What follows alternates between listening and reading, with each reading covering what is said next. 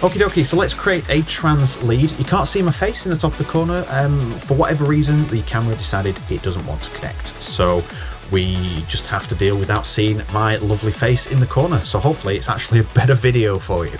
Anyway, we're going to build a sound. We're going to use 2 oscillators to start with, and we're going to make a nice thick texture, sort of like trance super saw lead style thing. And then I'm going to show you how I set the rest of it up.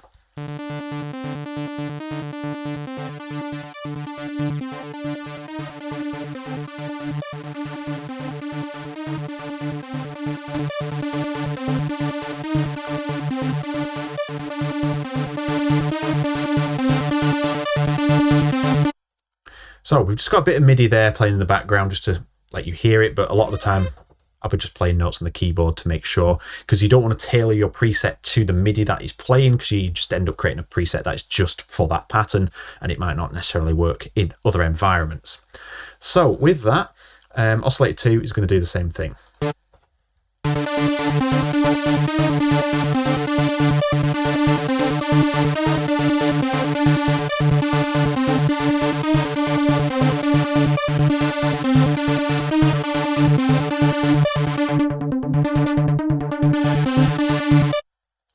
Okay, so we got them 2 settings there. I'm going to show you a third oscillator option in a second, but what we're going to do now is set up envelope 1 down here.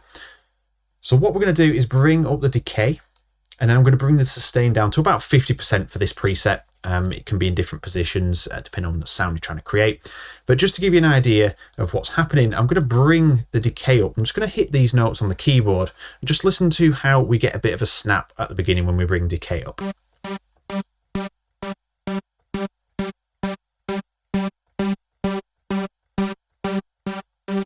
As opposed to off, you can hear it sounds smooth.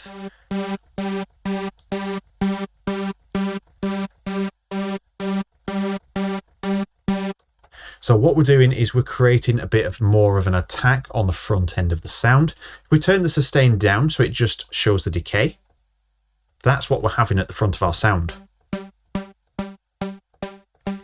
So we're creating that little stab of noise before we allow the sustain to hold the lead.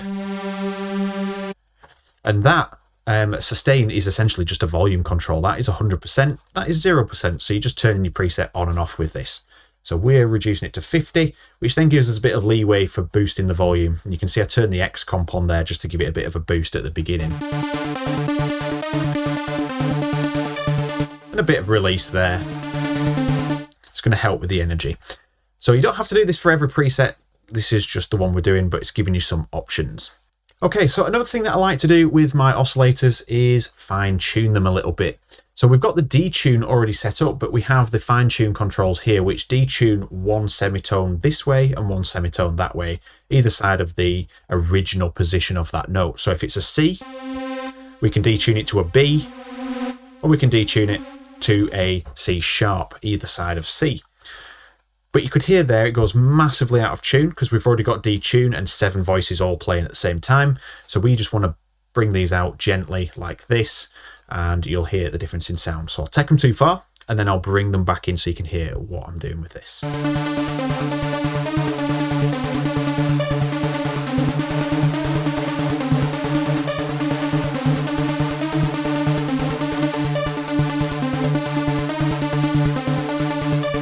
So it's just helping to spread the voices out a little bit more. You don't have to do this step. It's just something that is handy to know when you just want a bit more width out of it without having to use these detune controls here. So let's go ahead and set up the filter. I'm going to bring cutoff 1 down so we can hear the effects of this filter envelope.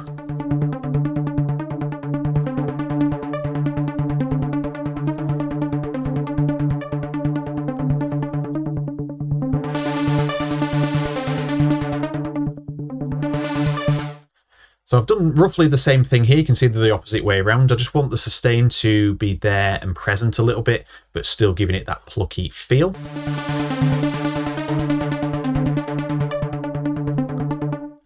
And I'm happy with that. So you can see I've pushed the release to maximum. So if we did that here on this one, the release is going to take forever to decay off. But with this one, because it's not the master envelope, it's just allowing this filter envelope to stay sort of open without it getting clicks and pops and things like that. If you have the release really quick, sometimes it sounds like when the notes are clicking on and off, you get clicks and pops and stuff. So I tend to just open the release to make sure that we avoid any of that.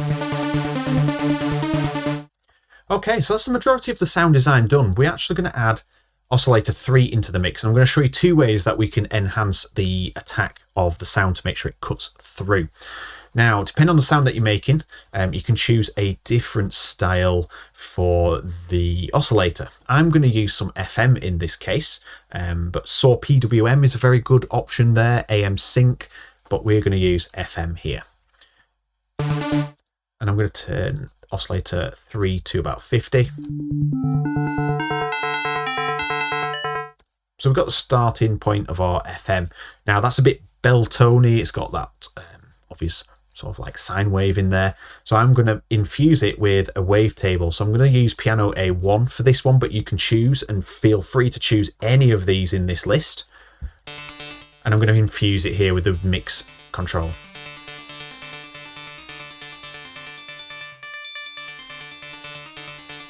So it just helps shape the tone.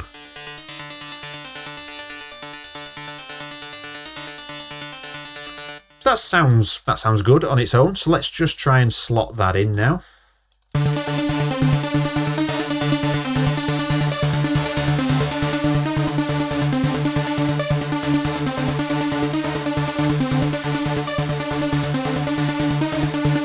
So I've turned this down 1 oscillator, 1 octave, just to see what it sounded like, but I'm going to keep it here at 0 just for now.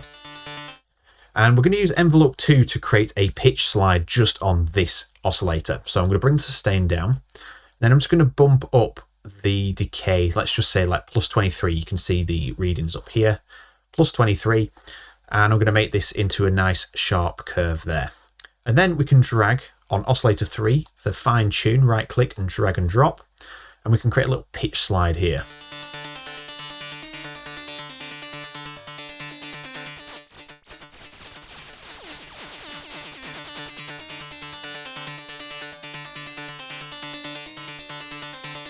So you can hear it's just pitch sliding. It's a bit more obvious on other styles of sound. So for now, I'm just going to switch this back to classic. So we've got a saw wave. That's with no pitch slide now. So that's all we're doing there. I'm going to switch that back to FM. So we're getting a sound that's dedicated to the attack, but we're also adding even more attack using a pitch slide there.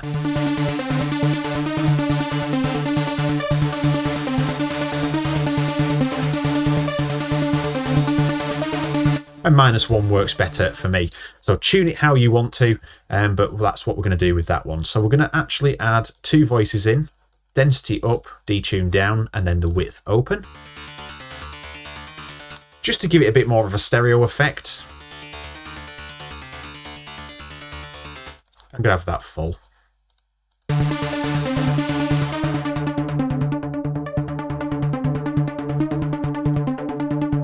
So when we turn this down now on the filter, you're going to hear the effects of this.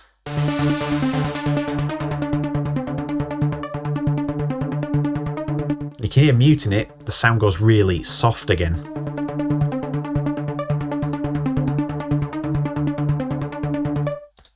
So we've got that set up, that's how I want that to be, and we can start moving on to sort of like the final tweaks of the sound now. So up at the top here, I'm going to set this to 7 voices. I'm just going to give us a little bit more playroom with the notes, so notes aren't cutting off as often, and we're going to sort of like control the lower end before we put any of these effects on.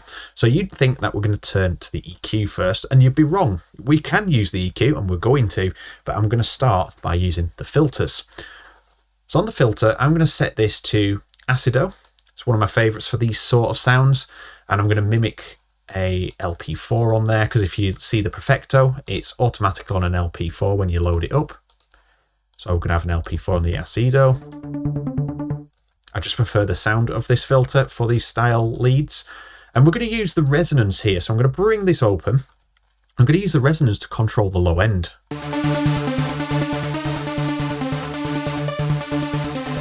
could bring oscillator 3 down a bit. So can you hear there, bringing up the resonance also controls the low end of the sound. It's going to give you that whistly resonant sound when you bring the filter down. As long as you don't push it too high, it's going to sound quite nice. So more bass, more energy in the lows there.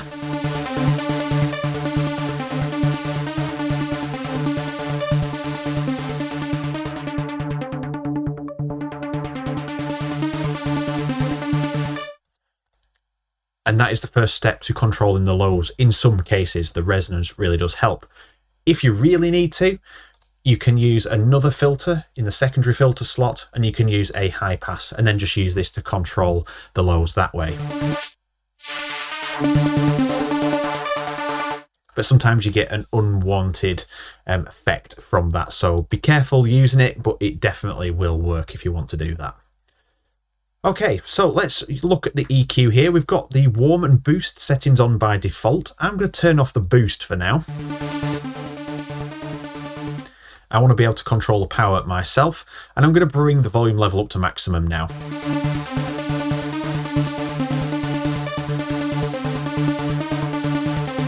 So the lows really are not a problem now, but I'm going to turn the EQ on. I'm just going to show you what I'd do if they still were a problem. We're just going to bring these down. So maybe something like that would be enough.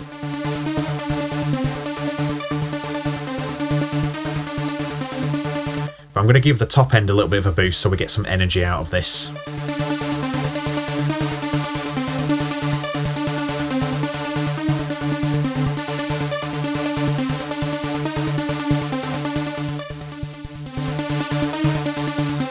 And then if we bring up the magic of X-Comp up a little bit there, you can just hear the snap again. The attack comes through a little bit more because it is a compressor. It's doing its lovely X-Comp magic.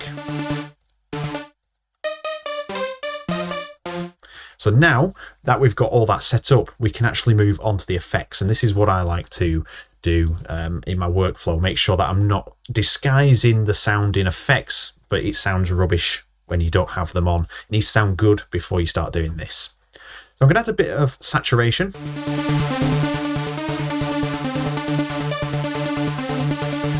Only a smidge.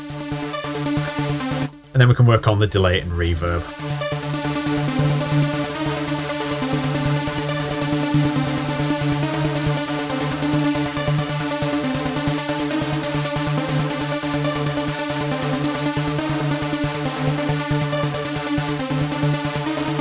Now, the best way to test your reverb, your delay, sorry, is to close the filter really quickly from it being fully open, and when you stop the music, you'll be able to hear how that signal is reacting. So like this.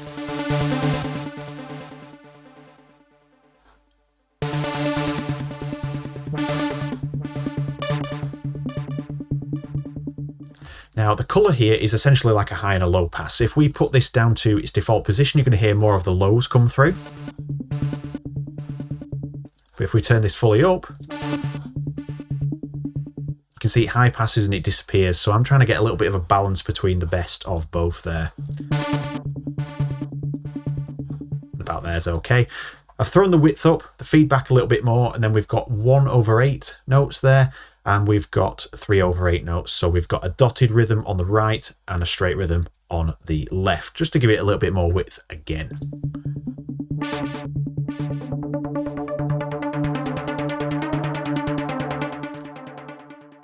And then control that intensity with the dry wet. Sometimes you need less, and sometimes you need more, depending on the track you're making. You don't want it to be too overdone. And then finally, we can stick the reverb on here.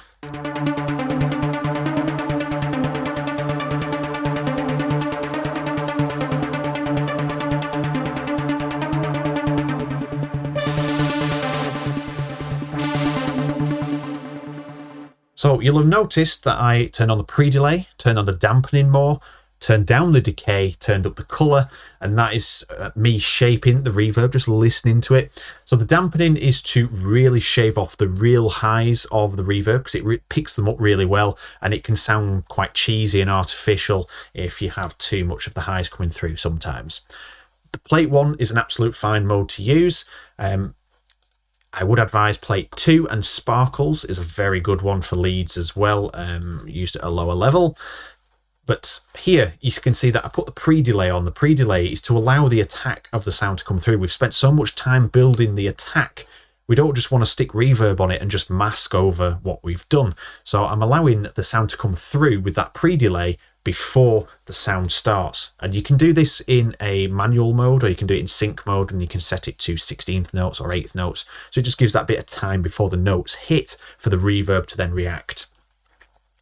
The colour is just really to roll the lows out so it's not too muddy, and then the decay down a little bit just so it's not really washing over the sound too much. And then you can balance it out with the dry wet.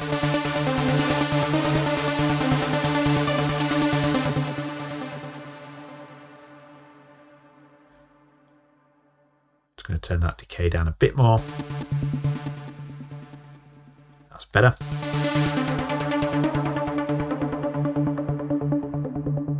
So finally, I'm just going to set the level where I want the filter to be cut off. Add a bit of velocity on this. And then we can use the matrix, and you can see mod wheel is already assigned to source 1. Right click, drag and drop. Open the mod wheel so you can hear the settings when you drag the slider up.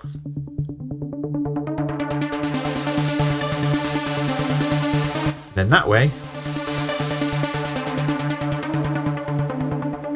you'll have the desired effect that you want from that.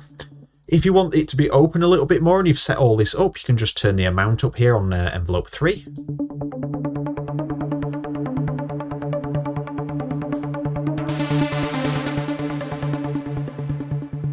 But I like it to sort of fade from a very low point in most cases, and that works quite nice.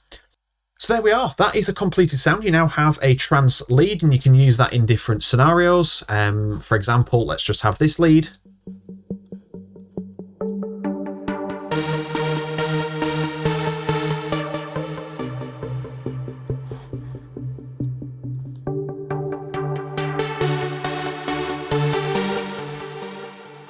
And you can obviously then put it into different MIDI patterns and just make sure it all works nicely, and test it in context with a track as well. That's always a good one. So that's how we can make a trance lead in Spire. So hopefully you've picked up a few new tips and tricks. Even if you're not making your own presets there, you know how to tweak the settings because you know what they're doing now to the sound. So with that, thank you very much for watching, and I will look forward to seeing you all in the next video. Take care.